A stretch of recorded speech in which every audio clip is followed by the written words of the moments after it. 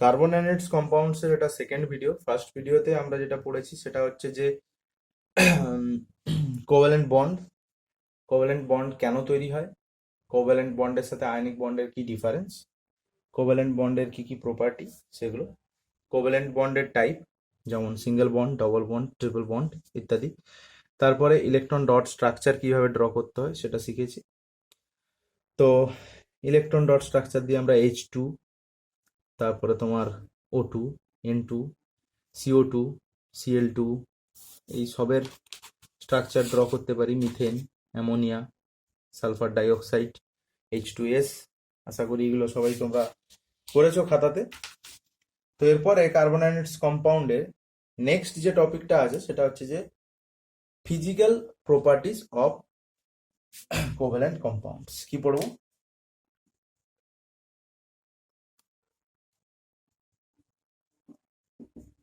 Physical properties of covalent compound. Physical properties কি আছে দেখতে হবে। তো দেখো কি বলছে, most of the organic compounds have low boiling and melting point due to the weak force of attraction between this molecules. তাহলে first যেটা পয়েন্ট আমাদেরকে নোট করতে হবে যে most of the organic compound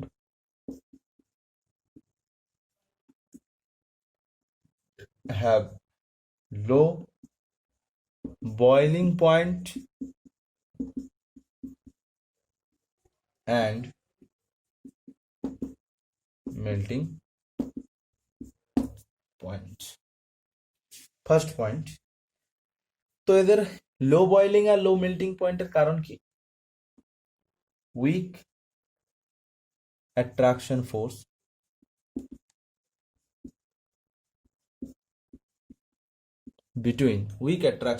between the molecules। তো covalent molecules গুলোর মধ্যে attraction ফোর্সটা খুব উইক। তো যেহেতু ওদের মধ্যে অ্যাট্রাকশন ফোর্সটা খুব উইক, তাহলে ইজিলি তাদেরকে মানে বয়েলিং করা যায়, ইজিলি তাদেরকে বয়েল করা যায় বা মেল্ট করা যায়, তাই তো? না বোঝা গেল না? দেখি আরেকবার বলার চেষ্টা করি। সাপোজ একটা মলিকিউল আছে A, suppose A is a covalent কম্পাউন্ডই ধর এ। তাহলে এ একটা হচ্ছে কম্পাউন্ড। তো সেই কম্পাউন্ডের মধ্যে ছোট ছোট মলিকিউল আছে, এ মলিকিউল, একটা এ মলিকিউল, আরেকটা এ মলিকিউল, আরেকটা এ মলিকিউল, এরা প্রত্যেকে আছে। তো এই একটা মলিকিউলের সাথে আরেকটা মলিকিউলের যে অ্যাট্রাকশন ফোর্স, সেই অ্যাট্রাকশন ফোর্সটা হচ্ছে কম। তাহলে অ্যাট্রাকশন ফোর্স হচ্ছে কম। এবার অ্যাট্রাকশন ফোর্স যদি কম হয়, তাহলে এদেরকে সেপারেট করতে খুব কম এনার্জি লাগবে, তাই না? তাহলে সাপোজ মানেই হচ্ছে সাপোজ করা, যাই হোক। তো ধরো সলিড আছে, সলিড থেকে লিকুইডে যদি যায়, এই প্রসেসটাই তো মেল্টিং। আর এই মেল্টিং করার জন্য বা মেল্ট করার জন্য যে টেম্পারেচার দরকার সেটাই হচ্ছে মেল্টিং পয়েন্ট, সেই টেম্পারেচারটাই হচ্ছে মেল্টিং পয়েন্ট। তো বলতে চাইছে যে কোভ্যালেন্ট যে কম্পাউন্ডস গুলো আছে তাদের মেল্টিং পয়েন্ট কম। কেন কম? তার কারণ ধরো এ সলিড স্টেটে আছে, তো এদের মধ্যে এই যে মলিকিউলগুলোর মধ্যে অ্যাট্রাকশন ফোর্স সেটা খুবই কম। তাহলে খুব কম টেম্পারেচার বা কম হিট এনার্জি দিলেই এই এ গুলো একজনের কাছ থেকে অনেকটা দূরে সরে যাচ্ছে। আর ডিস্টেন্স বাড়লেই তবে তো সলিড থেকে লিকুইডে তৈরি হবে। আমরা তো ক্লাস 9-এই পড়েছি যে সলিড আর লিকুইডের মধ্যে ডিফারেন্স কি, ইন্টারমলিকুলার গ্যাপ সলিডের মধ্যে ছোট, লিকুইডের মধ্যে গ্যাপটা অনেক বড়, গ্যাসের মধ্যে আরো বড়। এটা ধরো সলিড, এটা হচ্ছে লিকুইড। তাহলে এখানে দেখতে হবে তোমাদেরকে যে ফিজিক্যাল প্রপার্টিজ অফ কোভ্যালেন্ট কম্পাউন্ডে ফার্স্ট পড়বো যেটা যে সে মেল্টিং পয়েন্ট আর বয়লিং পয়েন্টটা খুব কম। মেল্টিং পয়েন্টটা কেন কম, তার কারণ হচ্ছে এদের মধ্যে অ্যাট্রাকশন ফোর্সটা হচ্ছে কম। অ্যাট্রাকশন ফোর্সটা কম হওয়ার জন্য খুব কম টেম্পারেচারে বা খুব কম হিট এনার্জিতেই দুটো মলিকিউলের মধ্যে গ্যাপটা বা ডিস্টেন্সটা সেটা খুব সহজে ইনক্রিজ করতে পারলাম। আর যখনই দুটো মলিকিউলের মধ্যে ডিস্টেন্সটা ইনক্রিজ করবে তখন সেটা সলিড থেকে লিকুইডে কনভার্ট হয়ে যাবে। তো for melting, for the process of melting solid is to be melted into liquid, such for this condition we have to increase the distance between two molecules of A, আর ওই ডিস্টেন্সটা increase করার জন্য আমাদের দরকার কি টেম্পারেচার বা hit energy. তো যেহেতু এদের মধ্যে অ্যাট্রাকশন ফোর্সটা কম, তাই খুব সহজেই এই দুটো এ কে আমি সরিয়ে এত দূরে নিয়ে আসতে পারবো। তাহলে মেল্টিং এর জন্য, for the process of melting, very small amount of heat is required বা স্মল টেম্পারেচার ক্যান ক্যান কি বলবো can melt the solid into liquid, তার জন্য এর মেল্টিং পয়েন্টটা হচ্ছে কম। ঠিক একই রকম ভাবে আমি যদি বয়লিংটা দেখি, বয়লিংটা কি, বয়লিংটা হচ্ছে লিকুইড থেকে গ্যাস, এটাই তো বয়লিং। জল লিকুইড থেকে গ্যাসে কনভার্ট হচ্ছে, এটাই তো boiling. This process is known as boiling, and what temperature boiling does takes place, that temperature is known as BP, boiling point. তো এবার এই বয়লিং পয়েন্টে কি হচ্ছে, এই যে লিকুইড, ধরো একটা এ মলিকিউল আছে, এটা কিনা liquid, suppose this is a liquid state, এদের মধ্যে ইন্টারমলিকুলার ডিস্টেন্স হচ্ছে এইটা। এবার গ্যাস মানে কি হবে, আরো বেড়ে যাবে তো ডিস্টেন্স। তাহলে এই ডিস্টেন্সটা বাড়ানোর জন্য intermolecular distance from liquid to gas increase করছে। তাহলে এই গ্যাপটা বাড়ানোর জন্য আমাকে বেশি টেম্পারেচার দিতে হবে, মানে টেম্পারেচার দিলে তবেই তো এই গ্যাপটা বড় হবে। এবার এদের মধ্যে অ্যাট্রাকশন ফোর্স যদি খুব কম হয়, তাহলে খুব কম টেম্পারেচারেই এদের মধ্যে গ্যাপটা অনেক বেড়ে যাবে, তো খুব ইজিলি লিকুইড থেকে গ্যাসে কনভার্ট হয়ে যাবে। তো মোদ্দা কথা যেটা, সেটা হচ্ছে যে কোভ্যালেন্ট কম্পাউন্ডের ইন্টারমলিকুলার ফোর্স অফ অ্যাট্রাকশন খুবই কম, যার কারণে খুব সহজেই একে সলিড থেকে লিকুইড এবং লিকুইড থেকে গ্যাসে কনভার্ট করা যায়। আর যদি কোনো সলিডকে খুব কম টেম্পারেচারে লিকুইডে কনভার্ট করা যায়, সেক্ষেত্রে তার মেল্টিং পয়েন্ট হবে খুব কম। আবার কোনো লিকুইডকে যদি খুব ইজিলি গ্যাসে কনভার্ট করা যায়, তাহলে তার বয়েলিং পয়েন্ট হবে কম। আশা করি এই পয়েন্টটা ক্লিয়ার হয়েছে। তো আমার কাছে কিছু ডাটা আছে, সেই ডাটাগুলো দিয়ে আমি প্রুভ করতে পারি যে সত্যি এদের মেল্টিং পয়েন্ট আর বয়লিং পয়েন্ট হচ্ছে খুবই কম। তো লিস্টটা করছি, এটা হচ্ছে কম্পাউন্ডস। ফার্স্টে লিখছি এদের মেল্টিং পয়েন্ট এমপি, তারপর লিখছি এদের বিপি। কম্পাউন্ড কি, কম্পাউন্ড ফার্স্ট কম্পাউন্ড হচ্ছে acetic acid, CH3COOH, this is the acetic acid. এর বয়লিং পয়েন্ট কত, সরি মেল্টিং পয়েন্ট কত, 290 কেলভিন, আর বয়লিং পয়েন্ট কত, 391 কেলভিন।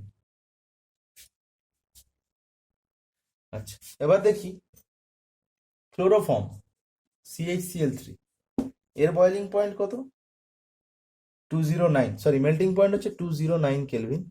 আচ্ছা, টেম্পারেচার সবগুলো কেলভিনেই থাকছে, বারবার আর লেখার দরকার নেই কেলভিন কেলভিন। আচ্ছা, ক্লোরোফর্মের বয়লিং পয়েন্ট হচ্ছে 334 কেলভিন। ইথানল CH3CH2OH, এর বয়লিং পয়েন্ট হচ্ছে খুবই, মেল্টিং পয়েন্ট হচ্ছে খুবই কম, 156, আর বয়লিং পয়েন্ট হচ্ছে 351। আচ্ছা, এরপরে মিথেন CH4, এর হচ্ছে যে মেল্টিং পয়েন্ট আরো কম, 90, আর এর বয়লিং পয়েন্টও খুব কম, 111। তাহলে অর্গানিক কম্পাউন্ডগুলোর ক্ষেত্রে দেখছি যে মেল্টিং পয়েন্ট আর বয়লিং পয়েন্ট খুবই লো। তো এটা ছিল আমার ফার্স্ট ফিজিক্যাল প্রপার্টিজ, সেটা হচ্ছে যে boiling point are melting point. এবারে নেক্সট যে ফিজিক্যাল প্রপার্টিজ গুলো কোভ্যালেন্ট কম্পাউন্ডের আছে, সেগুলো হলো poor conductor,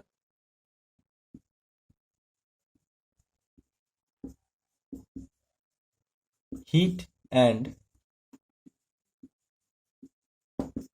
electricity, এদের poor conductor due to absence of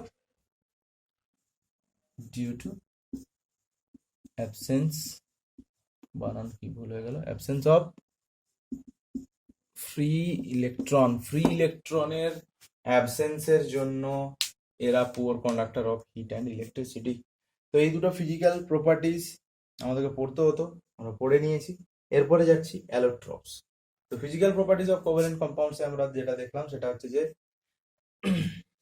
কি দেখলাম, ফার্স্ট পয়েন্ট হচ্ছে যে এদের মেল্টিং পয়েন্ট আর বয়লিং পয়েন্ট হচ্ছে খুবই low, first due to the weaker intermolecular force of attraction. আচ্ছা, নেক্সট যেটা ফিজিক্যাল প্রপার্টি সেটা দেখলাম যে they are poor conductor of heat in electricity due to the absence of free electron. এরপরে চলে যাচ্ছে নেক্সট টপিক, সেটা হচ্ছে allotrope. Next topic is allotropes of carbon.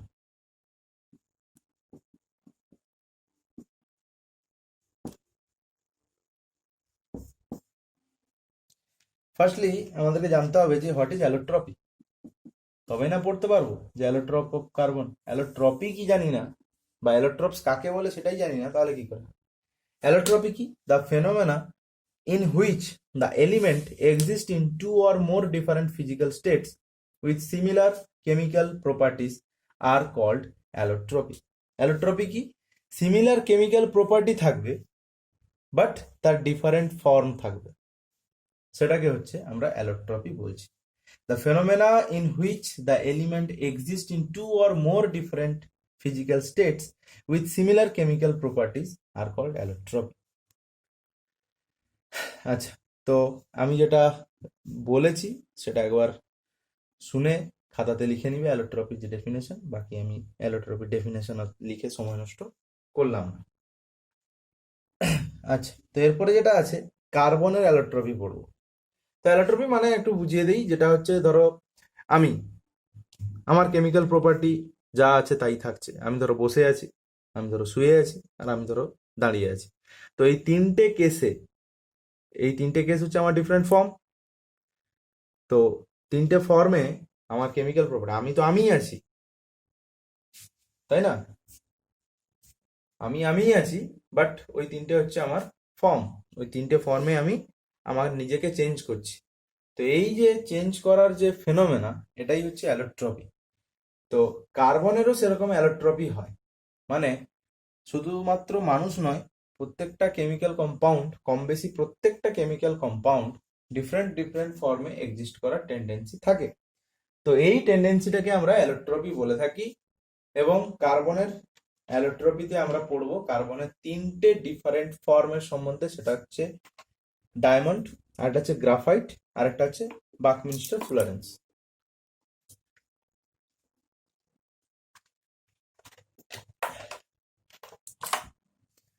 আশা করি অ্যালোট্রপিটা ক্লিয়ার হয়ে গেছে।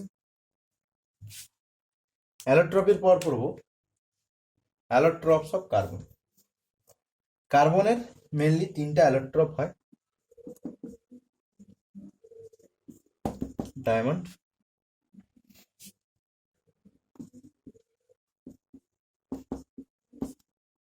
গ্রাফাইট, থার্ড হচ্ছে বাকমিনস্টার।